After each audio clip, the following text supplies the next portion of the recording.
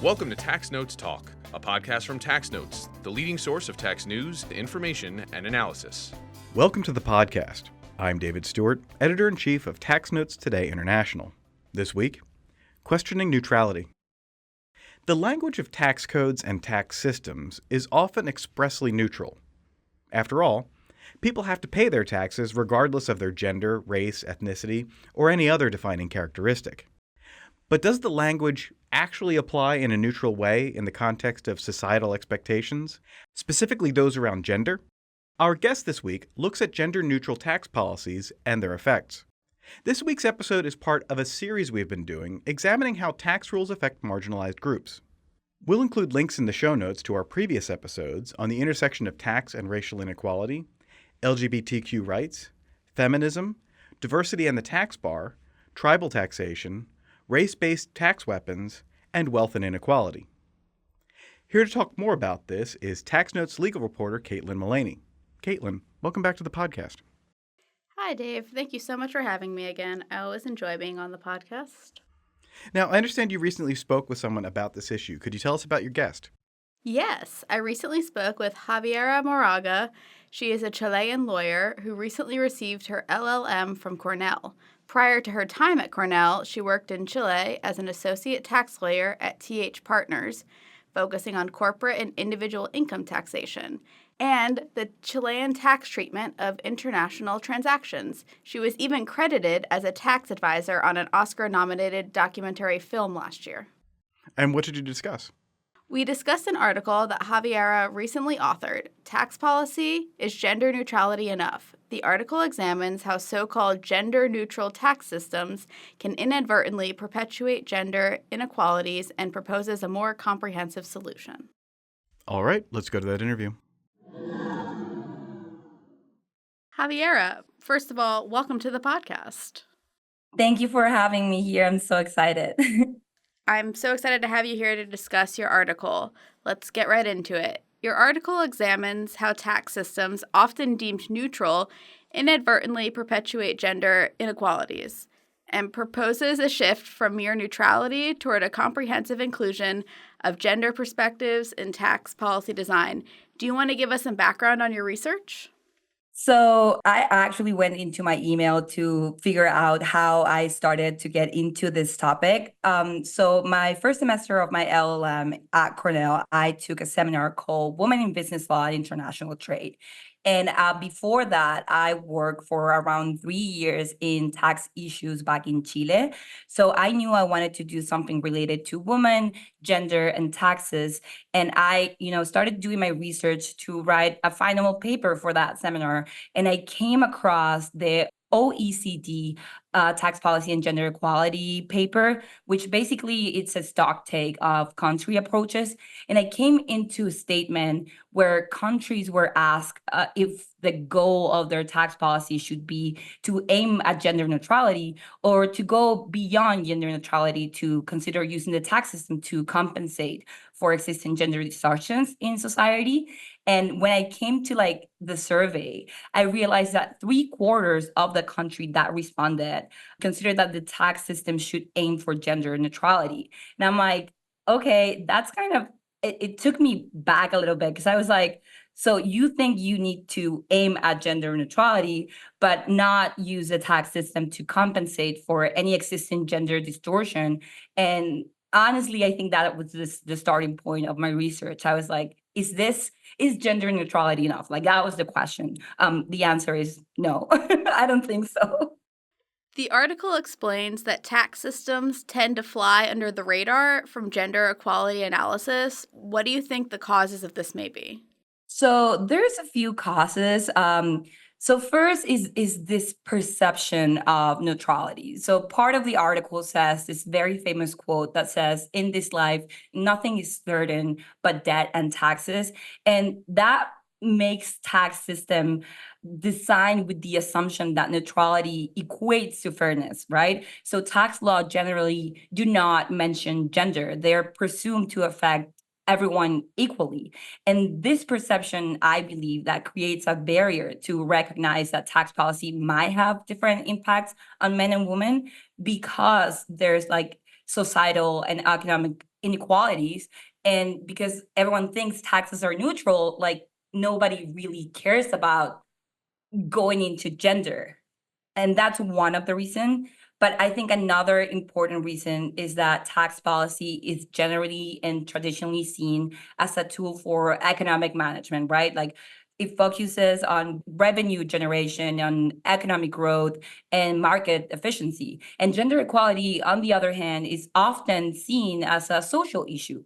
And because there's this separation between tax systems and like gender social norms, people often overlook how their policies can perpetuate or exacerbate gender disparities. And can you elaborate a little on the importance of language in the tax code and the influence that may have? So, yes, today, tax provisions usually do not stipulate any kind of difference like in the language of the tax codes or statutes that differentiate their treatment between men and women. The IRS, the revenue collection agencies do not care if you're a child or about your race or your age or whatever it is. They care about your income, right? So that often means if you're on the same level of income, you're taxed the same. And people, it is not far-fetched to think that that's going to give you a gender equal result, but that's not the case, right? So I think the importance of the language in the tax code is that it's another barrier because, again, tax systems are often designed with the assumption that neutrality, not differentiating between men and women equals to fairness. And that's not really true, right? And Javiera, you explained in the article that many countries have started moving away from tax systems that include the explicit biases for differential tax treatments based on gender. However, you note there may be benefits to incorporating some gender-based tax policy. Can you discuss what some of these situations may be? So because of how gender roles in society have been changing, right? The perception of what a woman and a man does in a society have been changing over the past 20 years. Usually countries are getting away from differentiating their tax treatments between men and women, and that's because it is. And I don't want to sound non-academic here, but it is very woke, right? To say, oh, we're moving forward to eliminate any kind of bias between gender or between men and women, right? But the thing is that often, in many cases, gender neutral legislations have actually made women worse off. And in your own podcast here in 2021, Yvette Lind, who's a professor of tax law at the Norwegian Business School, she gives one example, which is Denmark's widow pension. So what happened in Denmark is that there used to be a widow's pension.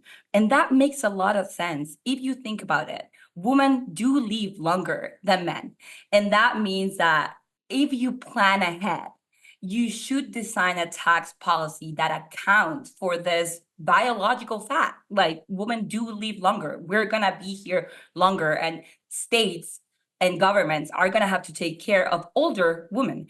And because of this movement to eliminate any kind of difference between men and women in like the tax system, they lost that widow pension, and that made women worse off.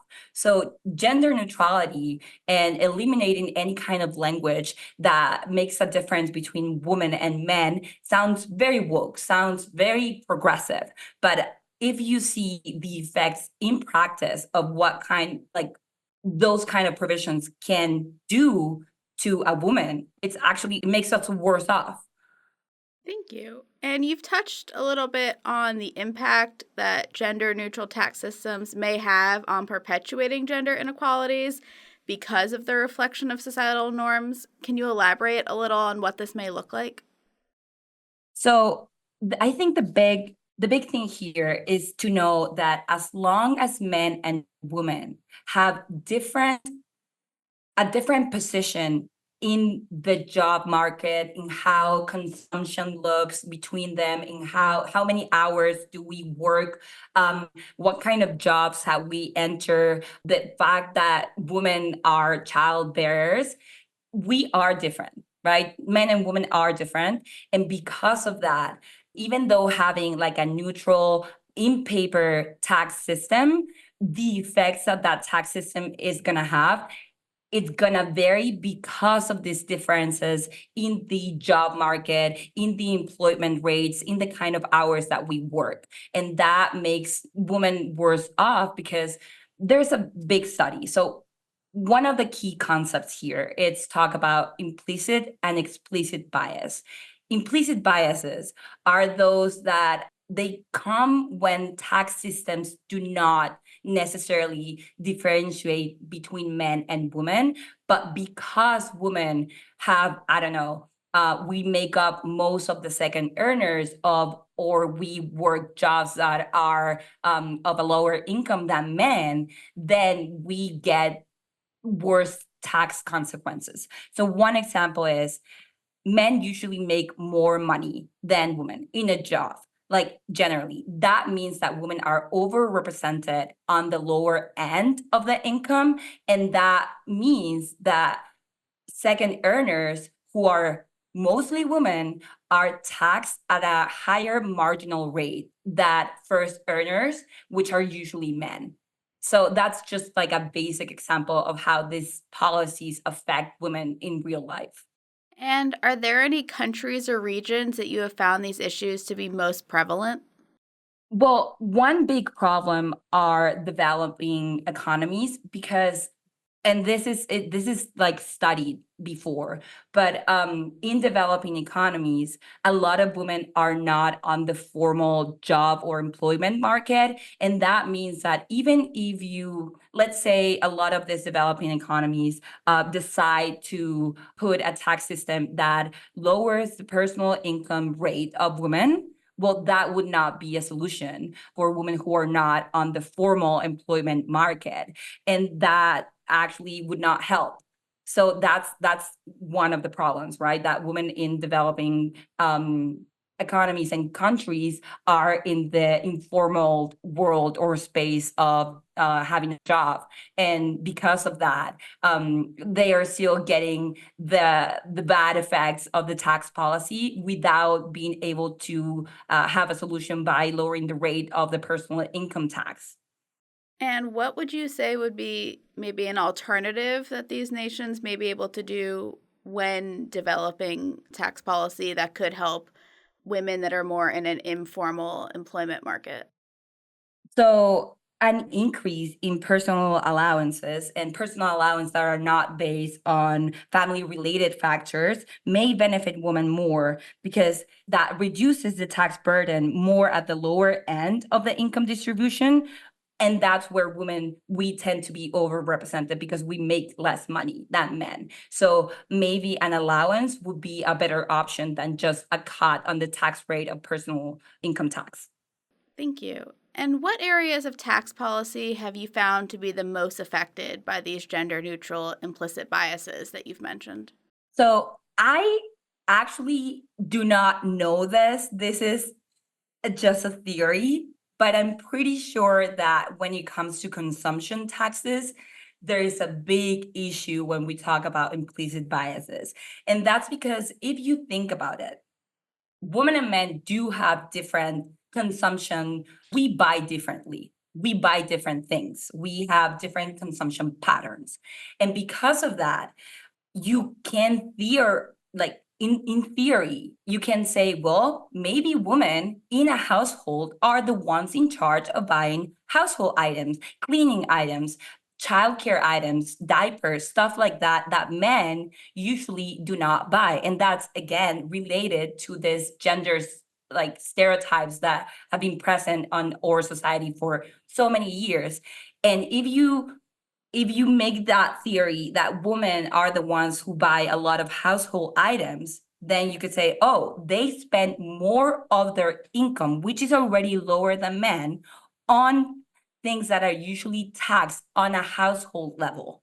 So if you have a man and a woman who live together, like me and my husband, but I am the one who usually buys the cleaning stuff or the household items or the decorations or the diaper for the kids, I'm going to be spending more of my salary, which I already make less than my husband, on things that are for the household as a whole. And that, I think, is where things get tricky, because it's really hard to study consumption patterns within a household. But if you make that assumption, okay, we're going to say that women buy those kind of things more often than men, then women are worse off. You've mentioned both the higher impact of consumption taxes that may be affecting women, and also as this theoretical second earners in the two-income household, they're already at a worse off point as far as the gender-neutral tax policies. So in theory, they could be getting hit both times by the same policies. What I'm trying to say is that, so there's two ways to look at it. One of it is, which is studied. This is like a conclusion that is consistent, that says that second earners face a disproportionately higher tax burden than a single individual at the same earning level. So if you have a couple where the woman is the second earner, she makes less money than her husband because she works less hours, because she has to take care of the kids. That means that on average, a second earner takes home 60% of their income. And a person who is single in the same situation will take 7 percentage points more. So 67 of their earning home. So that's one problem. But then when you combine that with consumption patterns, that 60% that a woman is taking home, or that a second earner, that is usually a woman, is taking home, she's going to spend that more on things that are for the household, like things for the child, like cleaning supplies that men usually do not buy. So that's the part that is not studied. The part that is not studied enough is the consumption patterns, to just say, okay, a woman does buy more often things that are for the household as a whole. So you already have the burden of being a second earner. And from that 60% that you're taking home, you're spending more of your paycheck on things that are for the whole household than a man. That's very interesting. It definitely seems like there's still a window there for a lot of further research on this topic. Yeah, it's really hard. So one of the problems of going into consumption taxes such as VAT is that the decisions, buying decisions, what do you buy, vary a lot from household to household, and they're made in the household. So I'm just making a theory here that women are usually the ones that say, oh, we're missing shampoo, we're missing cleaning supplies, we're missing diapers. And maybe a man wouldn't notice, but maybe they would. But if you think about the position of a woman in a society where usually she's considered to be the caretaker of the home, you might make the assumption that they make those buys and not the man. Thank you so much for going into that and elaborating. And just to close it up, moving forward, what would be some alternative solutions to simply adopting a blanket gender-neutral stance for countries wanting to address these inequities through their tax policy? So one of the big issues that today we have is, again, we don't have enough data. So I think the first step that countries should take is just figure out how to get this data, this disaggregated data that will help to make those analyses for their tax policy. And second, and I think this goes back to the first thing that made me start this research, is that countries today, at least 75% of the countries that were interviewed by the OECD in their article, thought that the goal was gender neutrality. I just want to make an invitation to those governments to rethink, is the goal gender neutrality? Or can we use tax policy as an instrument to favor gender equality, to give back to women who have been disadvantaged for years, right? And it could be very, very useful to use tax policy that way. And I think another and a last point that I want to make is that explicit biases, so making a distinction between the tax treatment, on the tax treatment between men and women could sound crazy, right? Like in a world that is moving towards equality, making a distinction between men and women today and how they're treated in their taxes sounds crazy, but might be the solution. And there's actually good reasons to make distinctions, starting because women live longer than men. So in 20 years, the population is going to be overrepresented of women in older stages of life. So why don't we start planning ahead, right? So maybe don't think that explicit biases are off the table. Maybe if they're well designed, they could be the solution.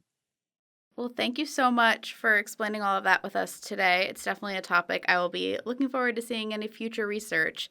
Is there anything else you would like to add? Just thank you for having this space. I think these are topics that are, again, not explored a lot.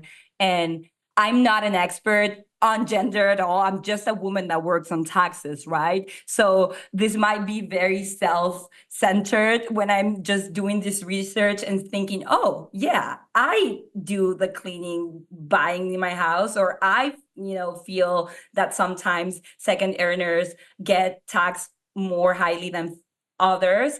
But I just want to invite everyone to do this research and want to thank you for having this space and just sharing these kind of topics that are so important.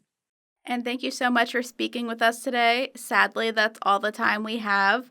Again, I want to refer any interested people to Javiera's article. It's titled Tax Policy, Is Gender Neutrality Enough? Thank you. And now, coming attractions. Each week we highlight new and interesting commentary in our magazines. Joining me now is Acquisitions and Engagement Editor-in-Chief, Paige Jones. Paige, what will you have for us? Thanks, Dave. In Tax Notes Federal, 3 Baker McKenzie partners argue that Treasury and the IRS have exceeded their authority for partnership guidance. 8 tax professionals analyze the logic of Moore and argue that the decision undercuts attempts to sharply limit Congress's taxing power. In Tax Notes State, Dario Arezzo examines New York farmers' investment tax credit refunds. Darian Shansky argues that the Pennsylvania Supreme Court made the correct ruling in Zilka. In Tax Notes International, 4 Flick-Gaga-Schomburg practitioners analyze recent German tax court case law regarding rules on relocation of functions. Rosario Cosentini explains the main features of an effective tax control framework according to the Italian legal system. And finally, in Featured Analysis, Ryan Finley explains why Coca-Cola's forthcoming appeal of a tax court decision will likely be an uphill battle. That's it for this week. You can follow me online at TaxStew, that's STEW, and be sure to follow at Tax Notes for all things tax. If you have any comments, questions, or suggestions for a future episode, you can email us at podcast@taxanalyst.org. And as always, if you like what we're doing here, please leave a rating or review wherever you download this podcast. We'll be back next week with another episode of Tax Notes Talk. Tax Notes Talk is a production of Tax Notes. You can learn more about us by visiting www.taxnotes.com/podcast. When major media wants the straight story, they turn to Tax Notes. Thank you for listening, and join us again for another edition of Tax Notes Talk. Want more like this? Subscribe for more tax videos. Special thanks to our executive producers Jasper Smith and Paige Jones, showrunner and audio engineer Jordan Parrish, and audio engineer Peyton Rhodes.